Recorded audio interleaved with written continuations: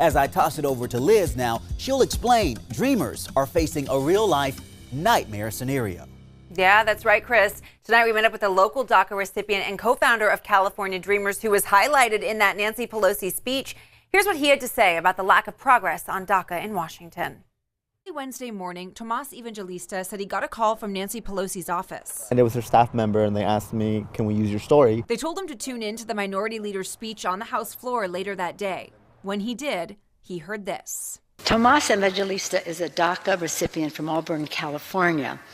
At the age of 2, he came to the United States from Mexico with his mother in search of a better life. She was mentioning my name, mentioned the high school that I graduated from, mentioned my job, and mentioned my story. And I felt like it was very powerful, not only for me to hear a congresswoman tell my story on the House floor of the United States of Representatives, but to other dreamers too that were able to hear their own story there. Tomas, who has lived in the United States for 26 of his 28 years, met with Pelosi in Washington, D.C. in October. He hopes that other lawmakers will now hear his story and feel compelled to take action before the March 5th deadline to protect Dreamers. Did you expect that we would come this close to that March 5th deadline without having a deal?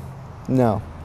I remember when September 5th was here and Trump rescinded DACA. Honestly, I thought that in a month, by October 5th, I thought we would be much closer. He tells us he's hopeful a deal will pass. Still, anything can happen. I feel like it doesn't seem like you're so nervous, or are you? It seems like you're...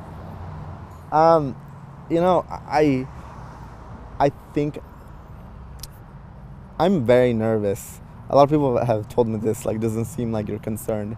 But I think I have to show strength for other dreamers. And so I really have to hide my fear. Be willing to compromise getting the border wall in exchange for protections for Dreamers, as some Republicans have pushed for.